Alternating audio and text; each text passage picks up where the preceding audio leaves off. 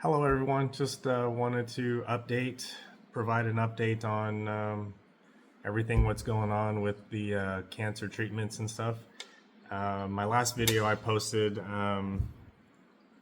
was just whenever I had first found that I was diagnosed with stage 3A non-small cell lung cancer in January of 2004 or January 2024, and since then, I had gone through chemotherapy. So I just wanted to kind of talk about the cycles that I did and kind of like what I felt, my experiences, I guess. So I started chemo in February. It was the prescribed chemotherapy was 4 rounds, once every 21 days. It was cisplatin and pemetrexed, those two chemotherapy drugs. So that was once every 21 days for 4 cycles. I started in February. My last cycle was on April 22nd. So I guess it's just been just over a month or so since the last cycle. So I guess what was it like? What was my experience as well? I was kind of anxious going into it, not really knowing what was going to happen, how I was going to feel, side effects, which is, understandable. Doing something for the first time, you're not going to know. But, their healthcare team really or my healthcare team really tried to inform me to the best of their abilities of what to expect, all the potential side effects and things like that. Even though it may sound scary, they have to tell you everything just to be transparent. So before starting the first round of chemo, I did get a Metaport put in. So I had the first 2 rounds of chemotherapy using the Medport.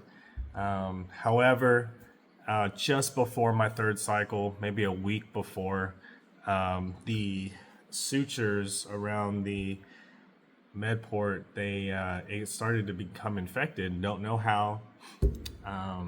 It just did. It started becoming like inflamed looking, like around the port area, and it started having some discharge. So because of becoming infected, that poses a risk. So I had to get the Metaport removed, which did delay my third cycle by a week and a half, like 10 days or something like that, which I wasn't too thrilled about because in the U.S., I reside in the U.S., they have a national guidelines on treatments for different cancers, and you can actually look this up. I think it's forgot the website. I think it's like nccn.org, I believe, the National Cancer something network.org, and then it's a huge document. You can look up. Well, I didn't look up a bunch of different cancers or just mine in particular, but it has like these flow charts where it's like, if you're this stage or this is there, then you follow to the next, like, have you got it surgically removed, your tumor removed or not, and then you just follow the flow chart, and then it ends at like different treatment options for your particular situation. So obviously for me was 4 rounds of chemo with those two chemotherapy drugs, cisplatin and pemetrexed. So anyway, back to the third cycle. So yeah, I got delayed by it's like 10 days or so, which kind of didn't sit well with me, because you're thinking like, well, these 21-day cycles are set by a group of doctors who wrote up this NCCN cancer treatment guidelines. So obviously I want to stick to those guidelines as best as possible. But I was told that delays do happen. Things like if your white blood cell counts don't aren't at a good level to start the next cycle, so you would have to delay a bit before getting your next cycle, to wait for those levels to come back up. And I guess there's other delays. I'm not really sure what, your port being infected, for example. So that kind of bothered me a little bit, because you want to stick on the schedule. You want to do the absolutely best you can, so you can treat the cancer, right? And that's what you want to do. You want your best chances at whatever, to get rid of this thing. But I guess things happen. So I did. So I had to get the port removed, and since I only had 2 cycles left, instead of waiting and then getting a new port installed, I went ahead and just did the remaining 2 cycles with peripheral IV. My 3rd cycle was in my left arm, and then for my 4th cycle, I did it on my right arm, just to, alternate the veins, I guess, because they said it could be harsh on your veins, et cetera, et cetera. But so what was it like? The worst parts about getting chemo, or with those 2 drugs, at least for me, was the fatigue, and I would say the nausea maybe, but that kind of was manageable with the medication that was given, and the medication, the prescriptions that you can take home and take. The anti-nausea medication. But the fatigue was really severe. That was really debilitating. I once the steroids wore off, man, it was just, all I could do was just lay there and sleep, basically. And if I had to use the bathroom, I live with my wife, and so I definitely had to get assistance to go to the bathroom, or stand up, and things like that. Get fed, prepare food, I guess. It was just you were just so tired. I didn't even want to move my arms. I was so tired, I didn't even want to pick up my phone to even look to see who's messaged me or who's called me or anything like that. It was just that level of fatigue that I didn't even want to look at my phone or watch anything on YouTube or videos. And also, you were always feeling borderline nauseated the whole time. And yes, I stayed, and definitely stay ahead of the curve. And I took that anti-nausea medicine even when I didn't feel too nauseated, because I wanted to stay ahead of the curve, because I didn't want to be to the point where I was feeling so nauseated where it was too late to take that medicine. So that did help, but the whole time you're kind of feeling weird. You're on this I'm kind of nauseated but not nauseated at the same time. And that's another thing. I didn't feel like watching any YouTube or things on TV to kind of pass the time, because just watching that kind of made me feel a little bit more nauseated. So yeah, that was definitely a no. The other thing was smells did bother me a little bit more. If the wife was in the kitchen cooking some stuff, and I'm in the bedroom just sleeping the whole time, and I can smell some of the things that she would cook, and certain smells were fine and certain smells were really bothering. It definitely kind of kicked up the nausea a little bit. It just was not pleasant smelling. So she always tried to cook outside or have the windows open, or a lot of the vents going on. But not too bad, still manageable. So the fatigue was, like I said, was the main thing that was just, man, it was just it's rough. Like you just couldn't do anything. But usually after about 5 days, it starts getting going up, getting better. I would say the worst day is the second day, because usually the day after chemo they pump you with a lot of steroids, so that kind of keeps you kind of going, not feeling too bad. So this is kind of like the timeline. So the day you get your chemo, usually feel okay. The steroids are pumped in, you're feeling good. The next day, you're still feeling good. That steroids are still there, and then from right around noontime, 11:12 is when I felt like the steroids were wearing off, and then that's when I could start feeling that fatigue set. I could start feeling everything just kind of like building up, where I was just like, oh my gosh, I just need to like lay down and just rest and sleep. And then the day after that, that is when things start hitting,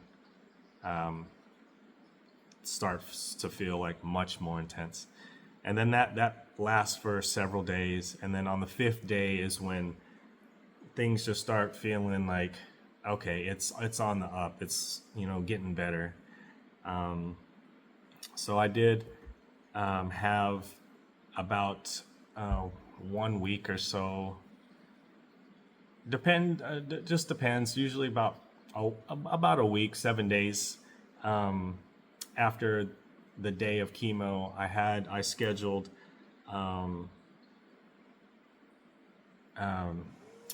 to get like IV, like hydration through IV, and another round of steroids and anti-nausea through IV, and that helped out. Definitely helped out. Kind of kickstart the just feeling better. I didn't know that was a thing.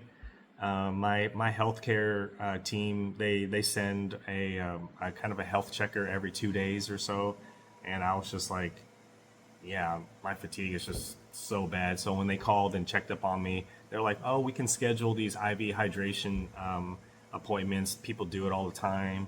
They give you hydration through IV, and then you can get steroids and things, and that can help you feel better and stuff. And I didn't know that was a thing. So I learned that after the first cycle. So then on my other cycles that I did, I went ahead and pre-scheduled those in, so that way I knew it's coming, and so that way I can, I guess, have something to look forward to. It's like, hey, I know when I go, I go through these first 5 days of just feeling completely crap, and then when I start feeling better, I can make it to my my oncologist's office, get that hydration, and then get that kickstart of recovery and starting to feel a little better. So, in case that's an option of from where you're getting care, maybe that's something to consider. And that was something I didn't know. If I knew beforehand, I would definitely had got that already scheduled. But now I know, and to me it was a big help just to kind of start feeling a little bit more normal, basically. The other thing was the other thing with the fatigue was along with the fatigue is your appetite. For me, my appetite was literally not even there for at least 7 to 10 days. And it was just really hard because you didn't want to drink anything. You don't want to eat anything just because of that nausea. Is just making you not feel like you don't want to do any of those. So it was just a kind of tough to try to eat things or try to drink things, even just simple things like water. And tastes are so different. Like you might not like the taste of some juices or Gatorades or like electrolyte drinks. So you kind of just have to like experiment basically, because everybody's different to like what you think you can do. And eating things are just really tough too, because you don't want to eat anything because you just don't feel like it. So sometimes I would try like yogurt or applesauce, or it's just something that it's just easier to eat. It's just, yeah, it's just tough. You just have to figure out what you have and maybe what you might be craving at the time, or maybe you don't want to eat, and that's okay, because there's some times that some cycles that I barely ate anything, but you're just so tired and you just want to sleep, and that's all right. Just listen to your body, I think. Definitely, but still try to drink. Try to keep hydrated, basically, even though you don't feel like it. Yeah, so I made it through those 4 rounds of chemo, and I'm on to the next steps, which I will make another video about. I started some new medication today, which I can do another update video about. And then, yeah, that's all I got for today. I definitely wanted to make this video a while back, but during the chemo, it's like, to be honest, I didn't really want to do a whole lot of anything except just feel better, and then maybe the week or so that I had of feeling good before doing the next cycle, just enjoy it, just do the things I always like to do or something like that. So I didn't really want to make a video. That was like probably the last thing I wanted to do. But now that I'm past all that and on to the next steps, I figured now was a good time to kind of put an update up on what's going on. But anyway, stay tuned for some more, because I definitely like to share my experiences, and if it can help one person, then this had have already been worth it. All right, take care, everybody.